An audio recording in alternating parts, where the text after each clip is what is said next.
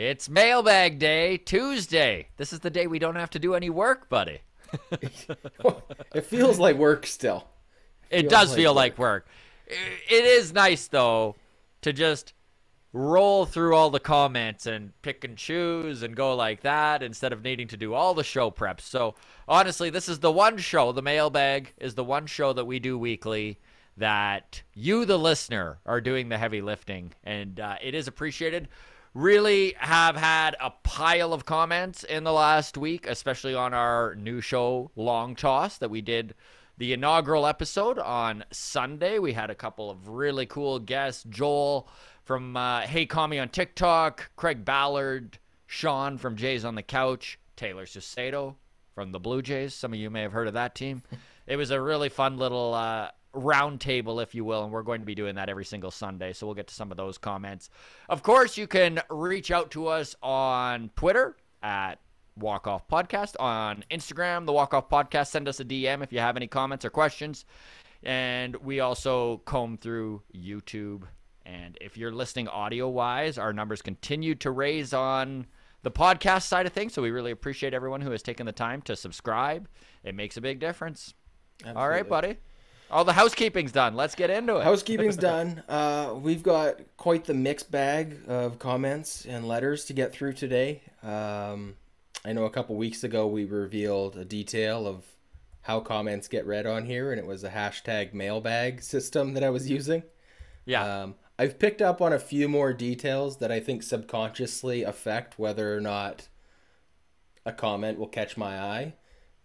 One criteria is if you have an interesting handle on Twitter, you're more likely to get read.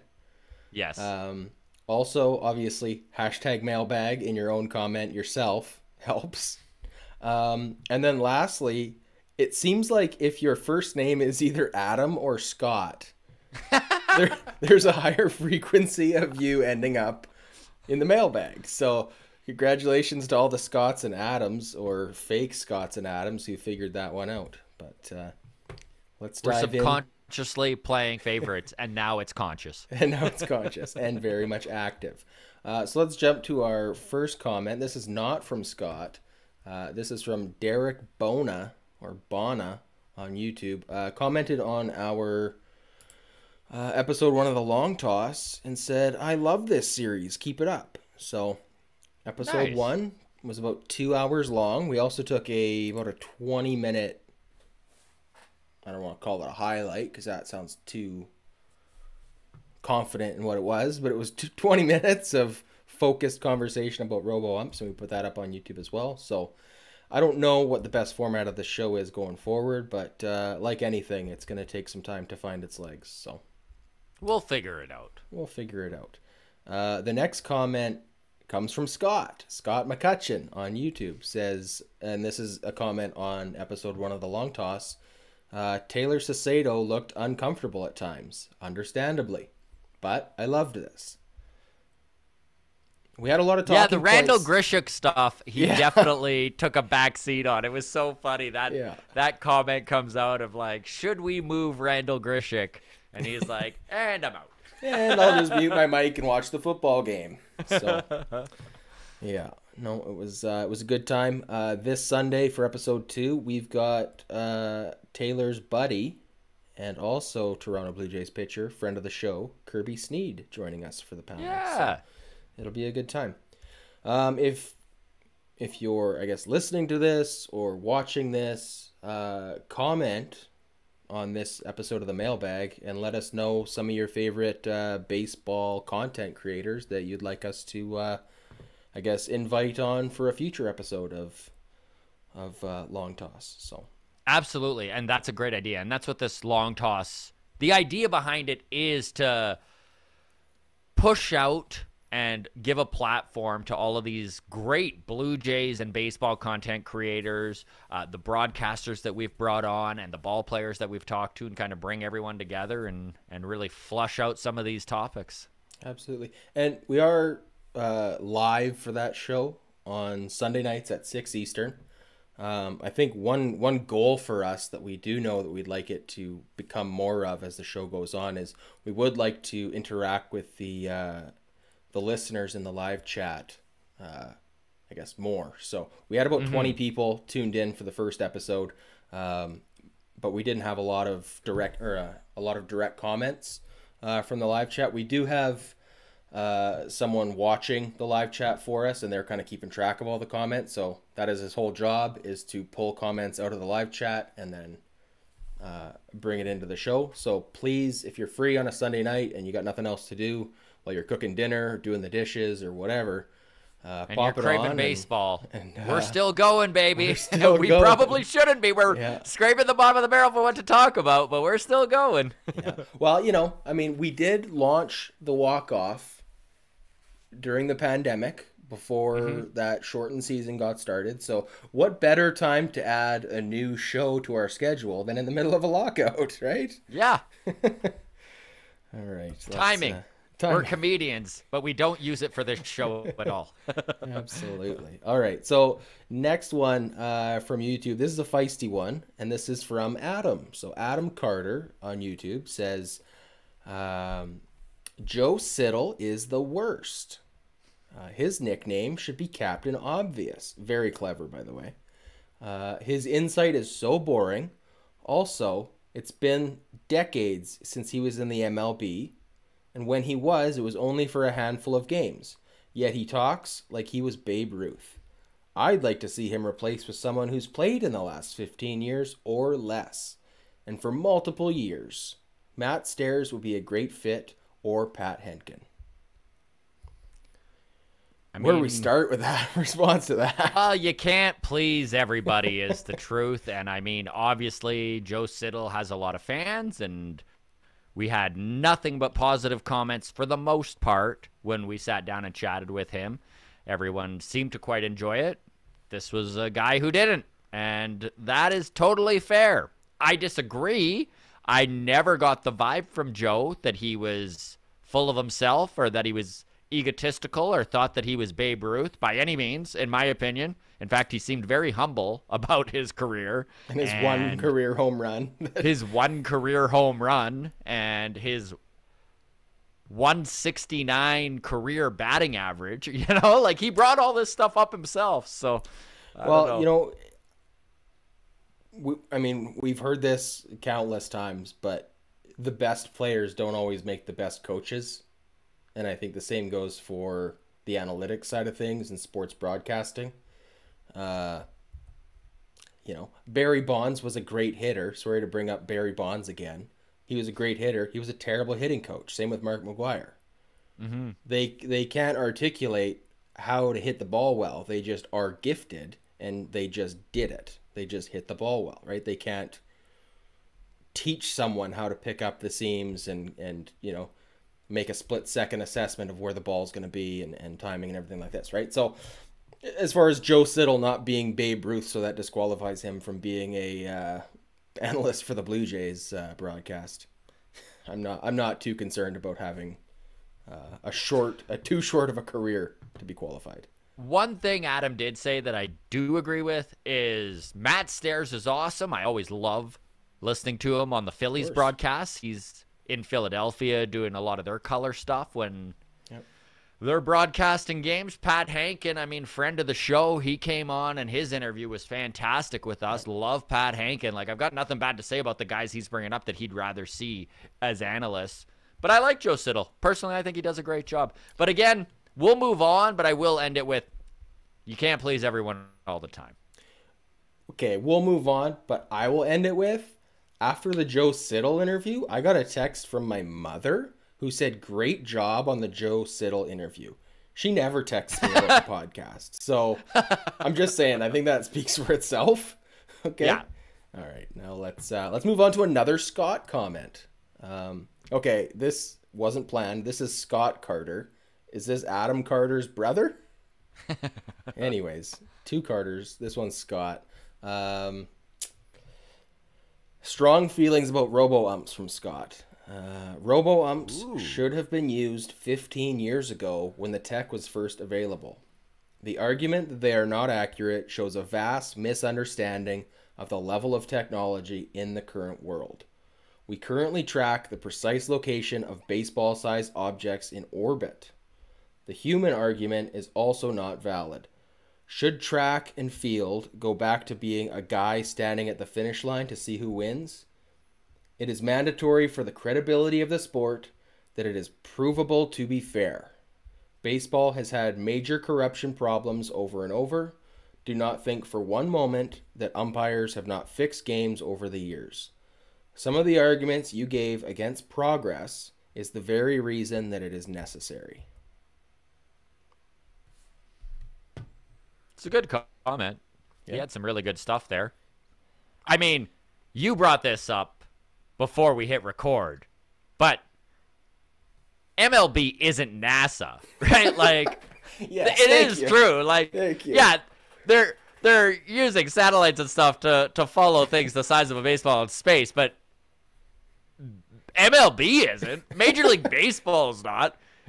Major League Baseball can't even figure out housing for their minor league teams. Like, Yeah, exactly. and we didn't say that it was inaccurate. We said that the adjustment of where they're putting the strike zone needs work still, because a lot of these balls that would normally be a ball are being called strikes now that are lower in the strike zone, which maybe they should be called strikes there. But I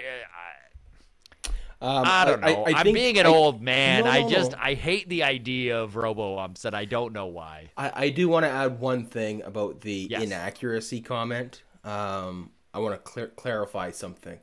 I did make a comment questioning the accuracy. However, it was not about robo-umps. My critique of the accuracy was just of the casual box they have on screen for the broadcast. Mm-hmm. I don't know that has been 100% dialed in, is all I'm saying. And I do think that the whole point of the MLB spending a year in AAA with robo-umps is to work out the kinks and ensure accuracy so that when they do implement it, I do think that at that point it will be 100% accurate, right? And as you brought up, maybe still frustrating for a lot of pitchers that the strike zone is now different. But I do think that's an important distinction, that my critique of the accuracy was just on that little white rectangle on the screen for the broadcast. So, and it is inevitable. We are going to see robo-umps, and Absolutely. Adam Carter, right, is his name? This is Scott Carter. This is Adam's Scott potentially brother. Yeah. So Scott Carter is going to get what he wants. Like next year, maybe the year after, he's going to be happy, and robo-umps are going to be a thing. Craig Ballard, who sat down with us during the long toss, he's, of course, on TikTok creating Blue Jays and Raptors content, and he had the same thoughts. He couldn't wait for robo-umps, and he said it's about time. Yeah, absolutely. Now, and of course, Taylor Cicero was against it because he's a pitcher, and he likes the idea of being able to expand the strike zone as a pitcher. I think the best part of the whole episode was when we brought up robo-umps, just the visual, like, eye roll from Taylor Cicero. Like, he went back in his chair, he rolled his eyes so hard at the whole idea. So that was funny. All right, let's move on to the next one here. So this one comes in from a non-Scott, non-Adam. This is Dulcimerist, so regular to the mailbag. Says, David Ortiz making it into the Hall of Fame is good. However, first ballot status is overhyped. A player either belongs in the Hall of Fame or doesn't. And delaying a deserving player and keeping them on the ballot for additional years only takes away votes from deserving players. The 2003 Ortiz test was a false positive and likely for stimulants rather than steroids. Big Papi was overweight Papi when the Twins cut him, and he used OTC Dexatrim diet pills to lose weight and pass physicals with Boston. Those would throw a false positive on the stimulants MLB monitored back then. Where do we start with that? I mean, thanks for the thorough comment. To start with, Dulcimerist is truly one of the most insightful commenters that we get. You can tell he knows the game incredibly well. He has a good grasp of the history of what's going on. A lot of the stuff he brought up there I didn't even know about. Very, very cool. There's always been a question mark around Big Papi. He did have that positive PED test. There were all sorts of rumors and talks, just like Dulcimeris brought up, that it wasn't actually PED. It was a false positive brought on by, like he said, maybe it was diet pills, maybe it was something else. But there is that cloud of uncertainty that hangs over Ortiz's head. And whenever you see a guy at 27, 28 go to a different team and see that huge success, especially back from that era, it's tough not to question if steroids were involved. Do we know for sure that Big Papi did steroids? We don't. No, we definitely do not. But that's part of the problem, though, right? As it is an inconclusive thing, and all of these suppositions here about diet pills are plausible. Sure. Absolutely. But they are also, I mean, could have been used as a mask in a PED usage situation, right? So, I mean, it's just one of those unfortunate situations, kind of all the way around. But, I mean, as far as the, we do think of bulking up as a way of performance enhancing. I mean, obviously the big Bonds, or the Barry Bonds visuals from early in his career to later in his career. But it is, I think, just an interesting point about a Big Papi losing weight and then becoming a much more powerful hitter. And I mean, you need look no further than 2021 Vlad Guerrero Jr. and the weight loss he had and the impact that had on his power back in his swing. So agreed. We'll leave it at that. Great comment, by the way. Yeah, thank you. Sorry, let me just clarify. I'm not thanking you, Scott, for saying great comment. I got it. You're thanking Dulcimeris. I get it. Agreeing with your comment about good comment to Dulcimeris, and I'm also agreeing. Thank you, Dulcimeris. Anyways, it's been one of those days. Thank you for clearing that up, Adam. You're welcome. This is going right at the start of the episode for sure. All right, next one is another Bonds comment. So this is from Jason Austin on YouTube. Says, Bonds was cheating and kept chasing Hank Aaron's home run record, and people never forgave him. That's why he's not in the Hall. Balco exposed the cream and the clear, and he kept chasing down Hank's record. Sorry, some of these comments are like understandably bad grammar because it's just like a comment section, but also like I have a hard time reading them sometimes, so bear with me for sounding like an idiot. But I wanted to ask you, Scott, because I know you're old as dirt. I was I think 15 in 2004.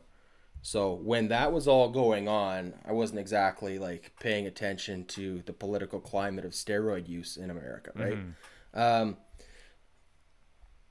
I remember that nobody seemed to like Bonds at the end. But I want to, maybe you have a solution for me, and if not, maybe someone in comments does. But what I want is a nice, concise Netflix, true crime, Tiger King, making a murderer type documentary. Just give me like an 8-part series on this steroid era that like reminds me of how everybody was feeling at the time and kind of the timeline of it all. Like, I don't want a movie. I can't watch movies, but give me an 8-part series.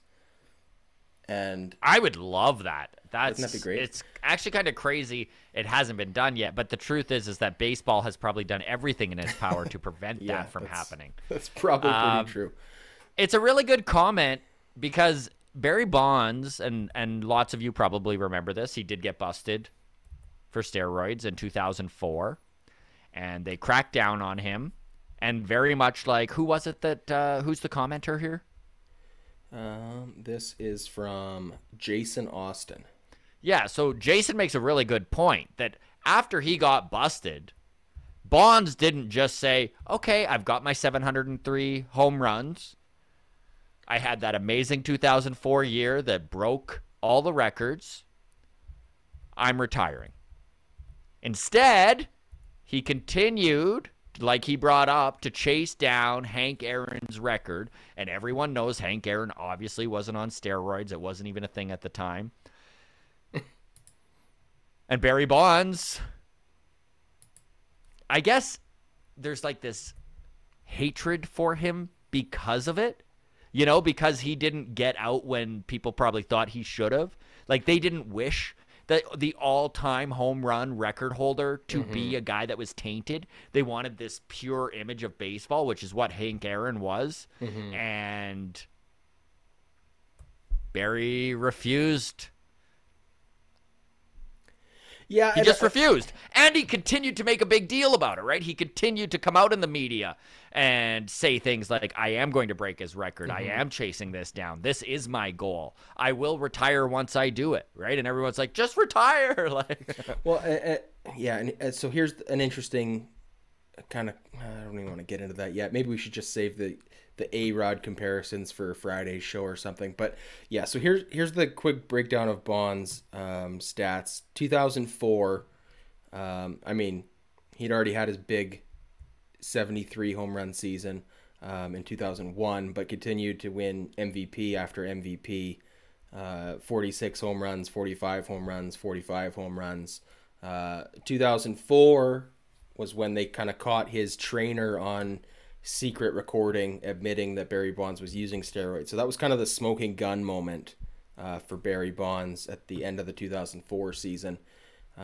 He had just hit he had just hit 703, and then this big kind of smoking gun aspect of the scandal breaks. You know, a lot of people use the 1998 season, I believe, as like, oh, if he had just retired then, he already had a Hall of Fame career, right? Like, but would 2004 also be a cutoff point where he still would have gotten in? Like, even with the cheating, just he had gotten to 703, massive milestone, one of 3 ball players all time to hit 700. He was 39 at the end of that 2004 season. If he just walks away and goes, yeah, I got to 700, gets caught cheating, and that was it, maybe that hatred for Bonds, I know it still would have been a tough pill to swallow, but he really didn't do himself any favors and likability in those next 3 years.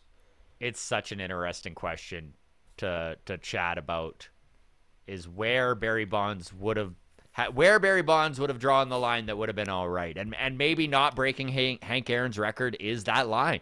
You know, maybe if he had just, at the end of that 2004 season, after he was busted, you know, tip his hat, thank you very much, 39 years old, going away with obviously Hall of Fame career.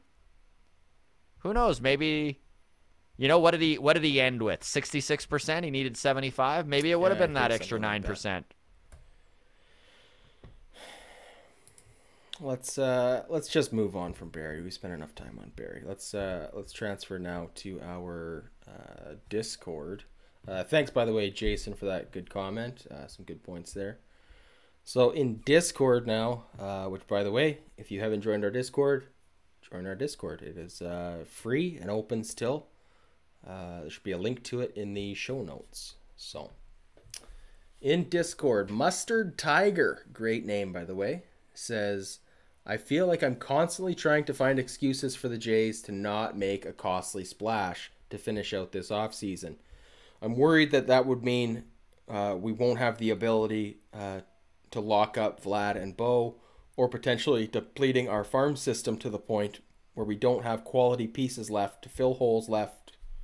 Man, commas, guys. A little bit of punctuation. Sorry. I just need another coffee. We can't afford to lock up Vlad and Bo, or depleting our farm system to the point where we don't have quality pieces to fill the holes left when we lose our middle of the order to free agency. End scene. Okay. So, a few things here. Number one, I love this comment. And I love this comment for a few reasons, because Mustard Tiger is not alone in the Jays fandom. There is a large portion of Blue Jays fans that are very used to how this organization has operated for decades and decades, which is as a medium market team, a team that needs to really pick and choose when they go all in. And the Blue Jays might be at the point where they are transferring to a major market team. And I know that there are some little hints that the front office has given us that may be where this organization is going.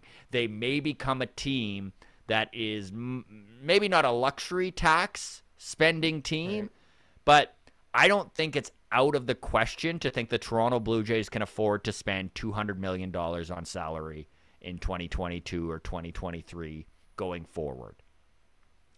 I know that Mark Shapiro is a very methodical man. He doesn't just shoot his mouth off willy-nilly, and I know it was very telling at the beginning of last season when he came out in the media in a press conference and talked about how the Toronto Blue Jays could be a behemoth. And I don't think you choose the word behemoth when you're just trying to think of a term for spending more money. There are less over-the-top ways of doing that. All right, let me just stop you right there. If we're going to rank big words, where does behemoth rank? Is it above? Where is it in relative to juggernaut? Ooh. Is behemoth bigger than juggernaut? I think they're even. I would put them on you're right par. there, right? Right there, yeah. Okay. Because I always think Yankees are juggernauts. So if we can be a behemoth right next to it, yes, I'm in. But I mean, Mustard Tiger's concerns come from the idea that the Blue Jays can't go all in, right? That they are going to need to sacrifice at some point. So his concern is that if they go out and let's say they do spend on a Freddie Freeman, that they're tapped. After that, they can't afford to go out and extend Bo and Vlad, that they can't afford to bolster this roster in 2023, that this is what we're dealing with, and it's either boom or bust. It's either going to work and get us a World Series, or we're going to be in an awfully long rebuild. And it's a legitimate concern. I think anyone who has followed this Blue Jays team for any numbers of years has felt the hardships of a rebuild that doesn't work, or even just a successful team like 2015-16 and then need to sit through 2018. It hurts. It's hard. And no fan wishes to go through that. However, I do think there is a point where maybe you do need to push your chips in. And I truly do trust this front office, and not everybody does, and that is completely fine. That's just my opinion. I believe in what Atkins and Shapiro is building. And I don't think that they would do anything signing-wise to jeopardize their plan going forward. Does their plan involve signing Vlad and Bo long-term? Time will tell. But you would hope it does. And they seem to be a very intelligent and, again, following their plan type of organization. You know, even when they laid stuff out in 2017, right? And he was like, when they started to move players and 2018 hit and all of a sudden we're just in strip down mode. They came out and they said, listen, 2021 is when we're going to start competing again, and then we're going to go for it. And that's kind of been the case. Yeah.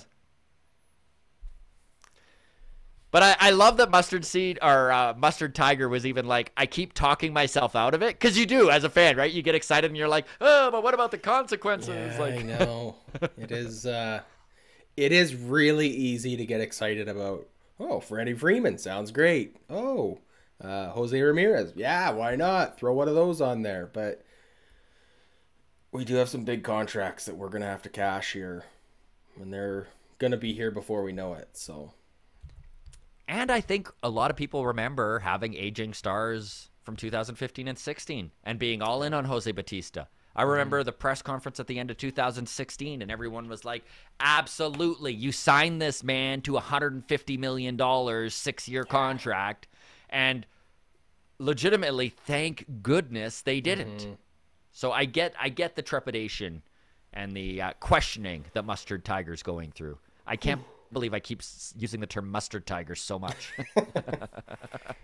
Sounds delicious, by the way. Yeah, it really does. It's kind of like a spicy. I'm picturing like a spicy condiment. I don't know. Anyways, let's move on here. We got a couple more. One more from Discord. So Veracity chimes in.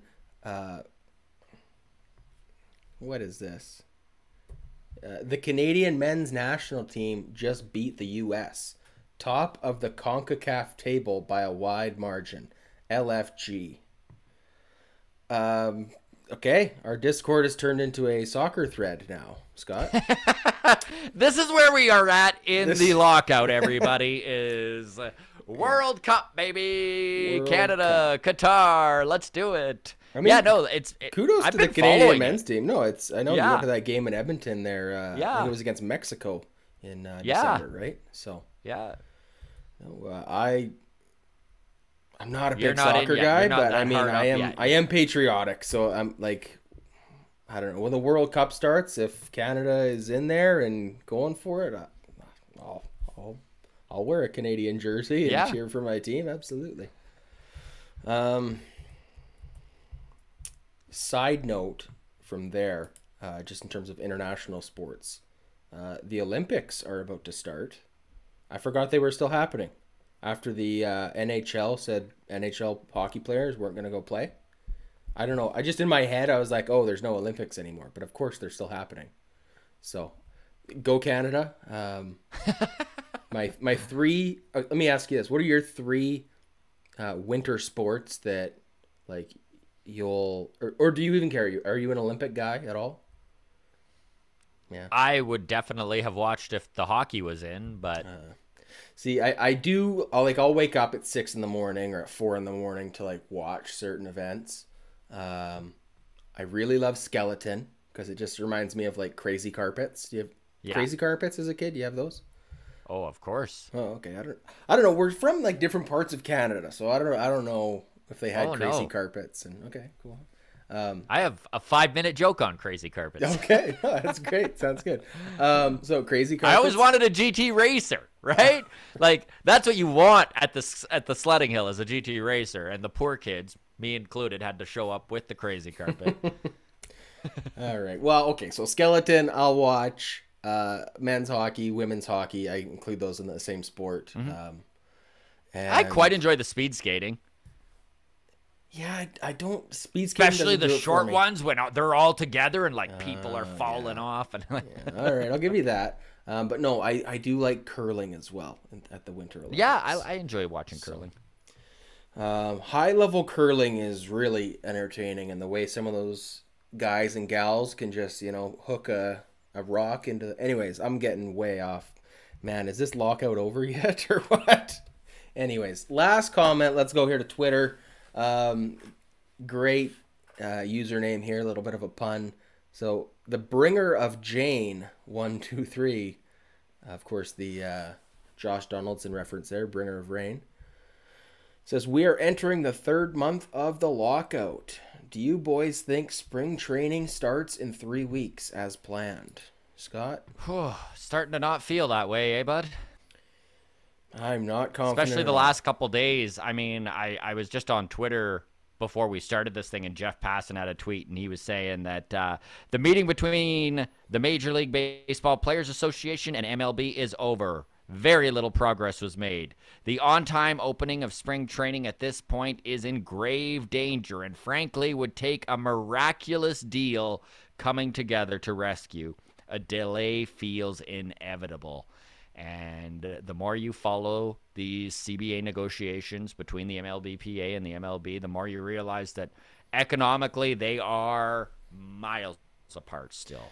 And they are making some progress on little stuff, but like the big divides are still big divides. So big divides we've still got. Let's just run down the major categories for dispute for anybody who's not familiar. We've got luxury tax. Players want that to go up. Revenue sharing between big market teams and small market teams. Players want more revenue sharing to happen. They want more money for younger players. They want to raise the league minimum salaries. Arbitration eligibility continues to be a complicated issue. Absolutely. Don't know. So does service time in general. Yeah. Absolutely.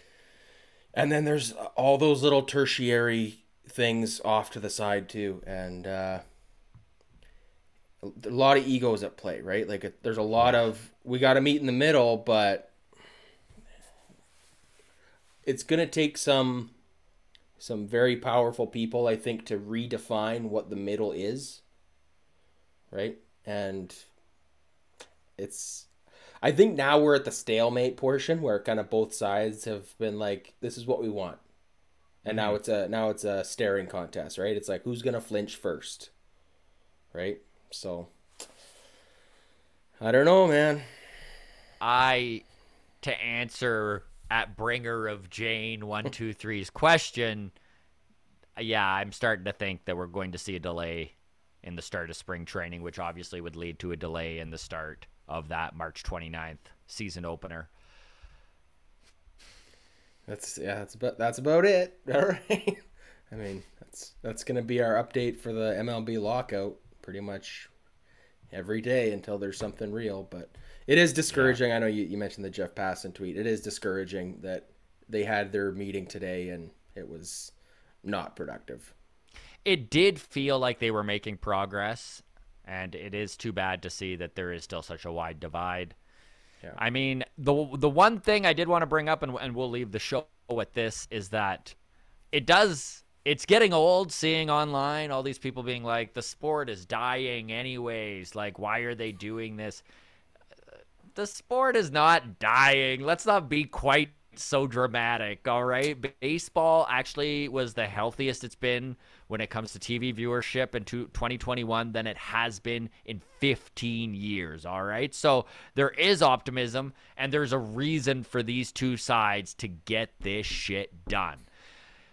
Are they prepared to lose a few games? I think they are. However, I don't think financially, especially after the 2020 shortened season, that it makes much sense for anybody, owners, players, to lose many games. Like, I think they're going to need to lose some games to, like Adam said, bring them together, right? Like, it's a lot of egos that are like, who flinches first? Mm-hmm. But once you start losing millions and billions of dollars because you're being stubborn, I think we'll see that divide shrink. Who do you think is stressing about losing millions and billions? Do you think that's the players though, or is it the owners?